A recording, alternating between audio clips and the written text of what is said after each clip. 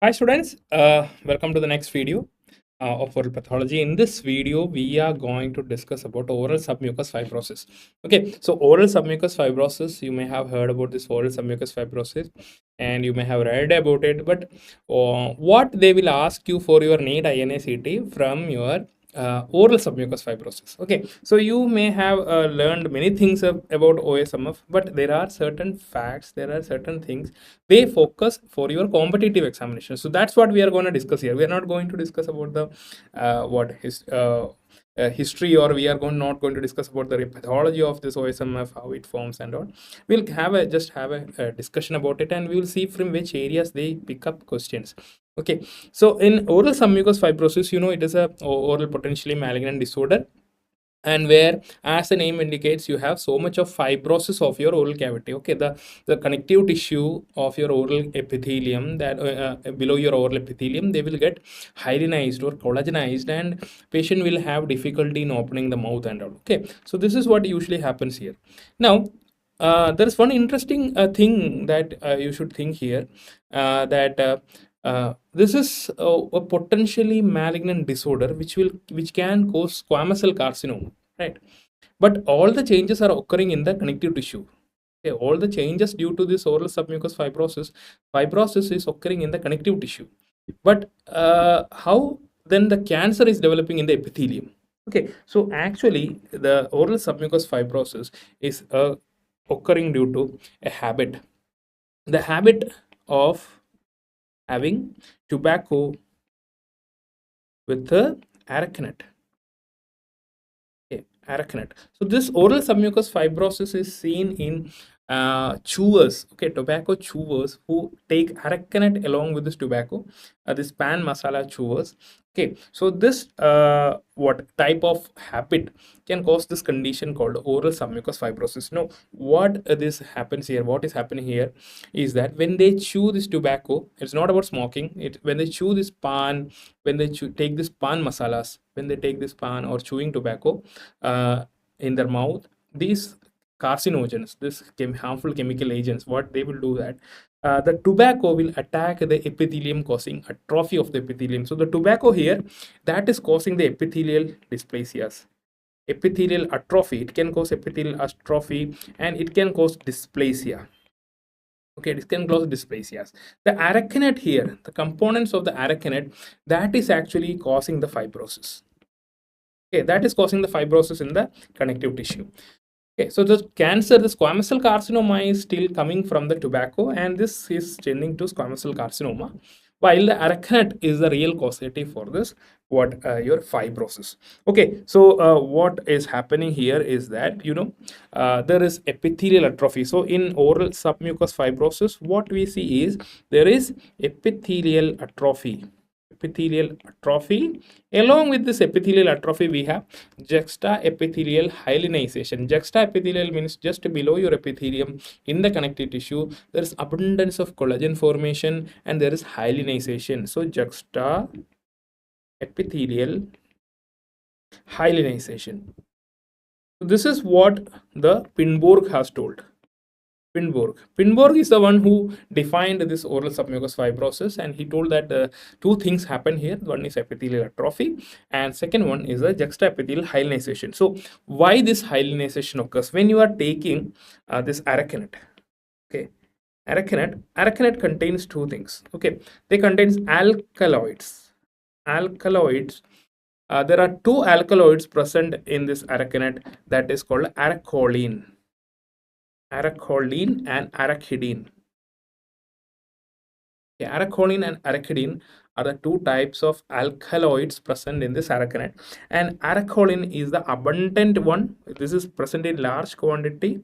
Abundance, it is present in the large quantity, while arachidine is the most potent one. The most potent alkaloid means even it is present in a small quantity, it is causing maximum damage. Okay, arachidine is very potent, while aracholine is the which is present in the abundance. Okay, and what they do, what is the function? What they do is that they will stimulate the fibroblast. Stimulate your fibroblast. They can go to stimulate your fibroblast. Now, what is the function of fibroblast? Fibroblast is going to produce collagen. Okay, so much of collagen, the fibroblast will secrete, or fibroblast will make so much of collagen. So there is so much of collagen in your connective tissue. Now there is one another component in this arachinet that is called flavonoids. Okay, flavonoids. What these flavonoids do is that our body has an enzyme to digest collagen. So whenever there is an increase in collagen, our body will make this enzyme. That enzyme is called collagenase. Okay, collagenase. So this collagenase is an enzyme which will digest this collagen or remove this collagen, but these flavonoids will inhibit. They will inhibit this collagenase. So what happens? It will stop collagen degradation. It will prevent collagen degradation. Collagen degradation. So what happens actually here?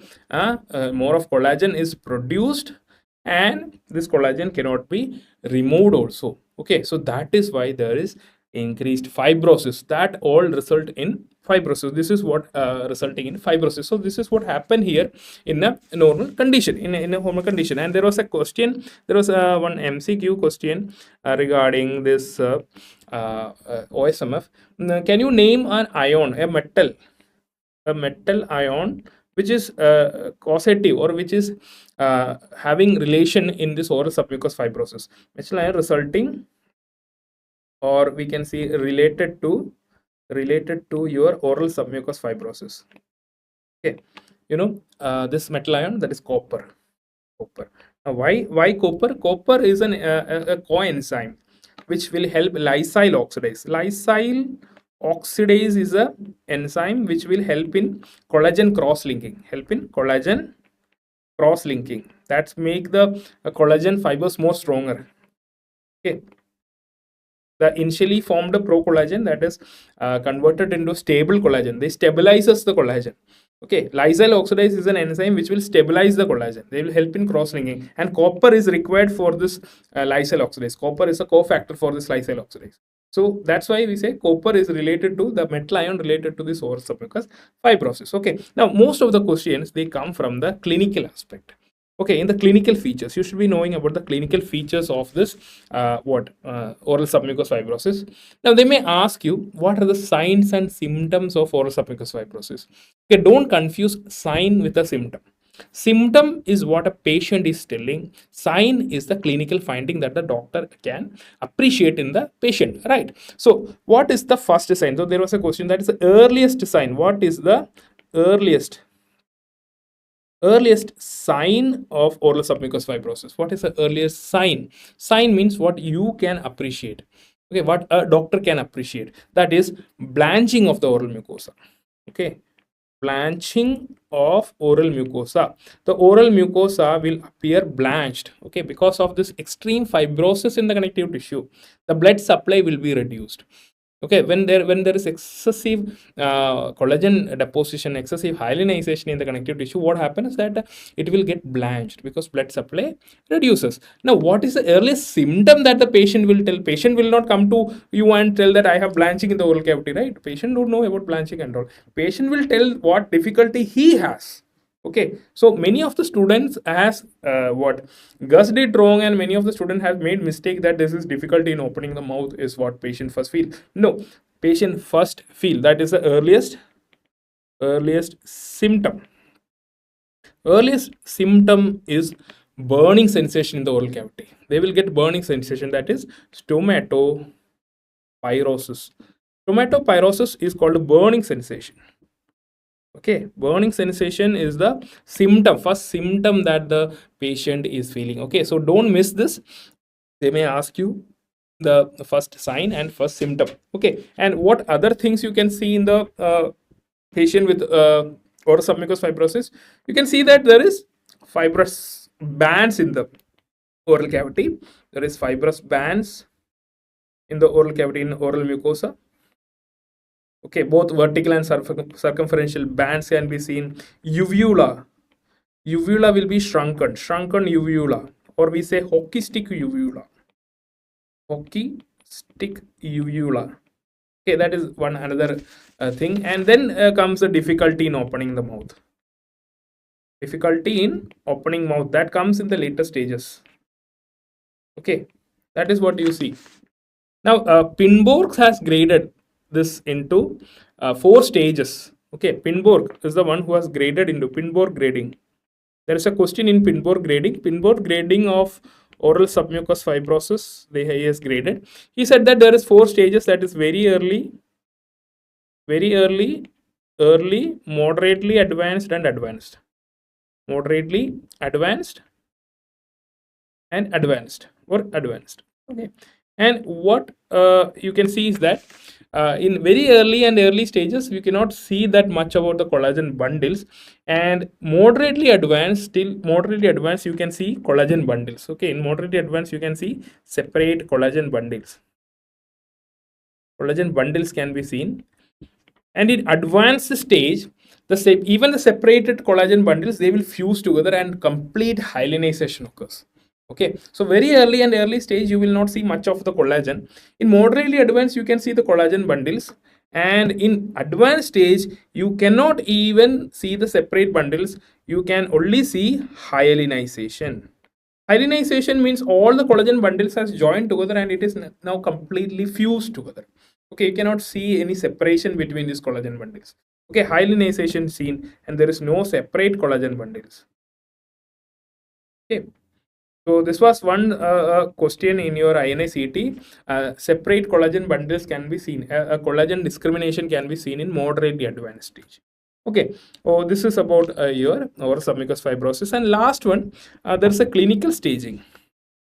Okay, clinical staging. What is about the clinical stages of your oral submucous fibrosis? Okay, so clinically we are grading it into 6 grades. Grade 1 to 6, right? So we are going to grade it in 4, 5 and 6. I'm going to grade it. Now in the first stage, what you see, only blanching. Okay, here if you are seeing only blanching and there is no symptoms, patient has no symptoms, symptom has not started, only the blanching has started, so we call it as grade 1. Okay, only blanching is there. Now in the grade 2 we have blanching is there, with along with it symptom has started. So what is the first symptoms to start? Stomatopirosis. Okay, stomatopirosis has started, ulcers has started. Okay, ulcers started forming, stomatopirosis. Slowly symptoms started. In grade 3, what happens is that it is grade 2 along with the patient will now start difficulty in opening the mouth. Okay, restricted mouth opening. Restricted mouth opening. So when you examine OSMF patients in your clinic or in your OPD, you can use this grade. Okay, so which grade of this OSMF it is? So patient has blanching is there, stomatopirosis is there, and restricted mouth opening is there. So you can say that it is grade 3. And grade 4 is grade 3 along with the what? Palpable bands. Okay, palpable bands in the buccal mucosa. In the buccal, if you palpate the buccal mucosa, you can feel the thick collagen bands being running, vertical and horizontal bands you can see. Now in type 5, what it is type 4 with tongue also being involved. Tongue is involved. Means even this fibrosis has started occurring in the tongue. Okay, fibrosis started occurring even in the tongue also. So that is type 5. And the type 6 is now nothing. It has already become a squamous cell carcinoma. Okay, it's already transformed to a carcinoma. So this is about your oral submucous fibrosis. I hope you understood what is the mechanism behind, what are the causatives behind it, and what are the signs and symptoms in oral submucous fibrosis, and how can you clinically stage it. Okay, see you in the next video with the new topic.